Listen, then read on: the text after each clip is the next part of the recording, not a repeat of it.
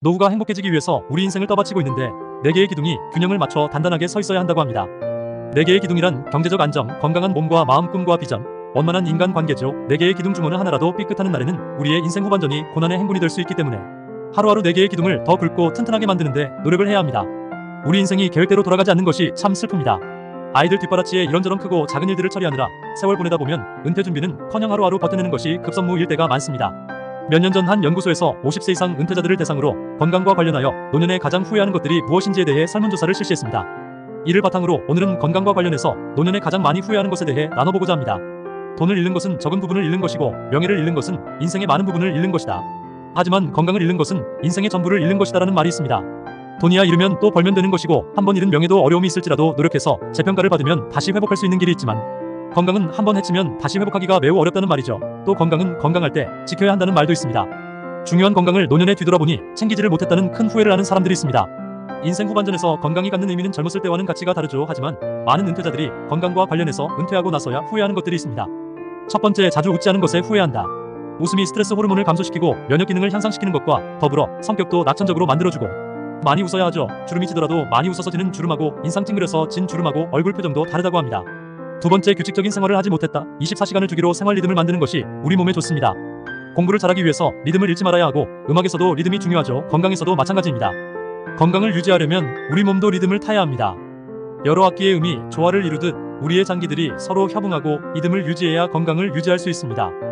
자고 일어나는 것이 매일 들쑥날쑥하고 식사도 정해진 시간 없이 아무 때나 먹게 되면 생체 리듬이 깨지고 결국 그것이 건강을 해치게 되는 거죠. 세 번째, 고민을 들어줄 상대가 없었다. 스트레스와 정신건강에 관련된 사항이 있습니다. 자신의 고민을 터놓고 의논할 수 있는 친구나 선배를 두고 있다는 것은 인생의 복이 아닐 수 없습니다. 네 번째, 든든한 의사를 찾지 못했다. 대형 병원의 유명 의사에게 진료받는 것도 중요하지만 가까운 동네 병원에서 진료받는 것도 좋은 방법입니다. 그분들이라면 우리들의 병력이나 가족력까지 다 알고 있어서 건강 관리하는데 정말 큰 도움이 되죠. 다섯 번째, 평소 더 많이 걷지 않은 것이 후회된다. 나이 들수록 걷는 것만큼 좋은 운동은 없습니다. 아는 사실이지만 문제는 실천하느냐 안 하느냐일 겁니다. 처음부터 천천히 걷는 것보다 급하게 걷는 유산소 운동을 극대화하는 것이 고혈압 예방에 좋다고 합니다. 느긋느긋하게 걷지만 말고 빠르게 걷는 운동을 하면 좋습니다.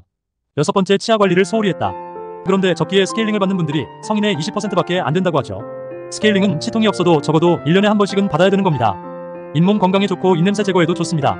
스케일링을 하면서 의사가 이것저것 다른 것도 다 챙겨주기 때문에 치아 건강에 대해서 한 번 더 확인할 수 있게 됩니다.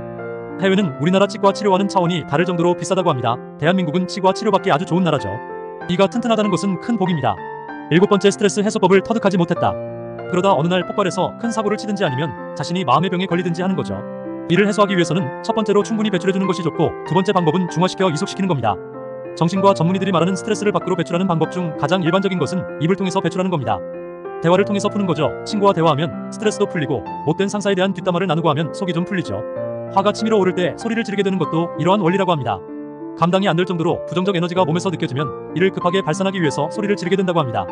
심리적 응급조치를 할 수 있겠지만 이 방법은 상대방의 마음을 크게 다치게 할 수 있는 건이그보다는 평소 운동을 하면서 기합 소리를 크게 내거나 산에 올라가 소리를 크게 외치는 것도 좋은 방법입니다.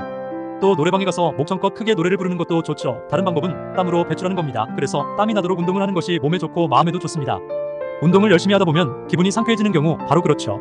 그리고 우울증에 걸렸을 때도 의사들의 처방 중에 가장 먼저 하라고 하는 것이 햇볕 쬐고 걷거나 운동하라는 것입니다. 세 번째는 긍정적 자극을 몸속으로 유입시켜 부정적 에너지를 중화시키는 방법인데 예를 들어 여행, 독서, 음악 감상, 공연이나 모임 참석, 종교활동, 명상 등 긍정적인 자극을 말합니다. 맛집을 찾아 맛있는 음식을 먹는 것도 좋은 자극이 들어오는 것으로 생각해 볼 수 있습니다. 스트레스 해소를 위해 그것보다 중요한 것은 휴식입니다. 바쁜 일상에서의 휴식과 사색의 시간을 가지려고 노력하셔야 합니다. 이제는 아는 데서 멈추는 것이 아니라 실천을 해보셔야 합니다. 여덟 번째, 운동으로 체력 단련을 하지 못했다. 꽃중년이라는 아름다운 말로 포장을 해보지만 중장년은 각종 호르몬 분비량이 감소하고 신체 기능이 저하되며 대사성 질환 위험이 커지는 노화가 본격적으로 나타나고 진행되는 나이입니다. 100세 시대이기에 중장년은 인생의 아주 중요한 변곡점이자 전환점이며 사춘기보다 더 무섭다는 갱년기 50춘기를 겪는 시기이기도 합니다. 3살 버릇이 80까지 간다면 중장년부터 어떠한 운동을 시작하는지 건강관리를 어떻게 하는지에 따라서 그 남은 여생의 질이 크게 달라진다고 합니다. 운동하지 않은 사람은 운동을 활발히 하는 사람에 비해 2배나 빠르게 신체 능력이 감소한다고 합니다. 우리들도 은퇴 후에 선배들이 했던 후회들을 똑같이 하는 우를 범하지 않기 위해 마음과 몸을 챙기는데 게으름이 없어야겠습니다. 오늘 영상을 보신 모든 분들이 후회 없는 건강한 인생 후반전을 위해 운동하는 하루가 되시길 바랍니다.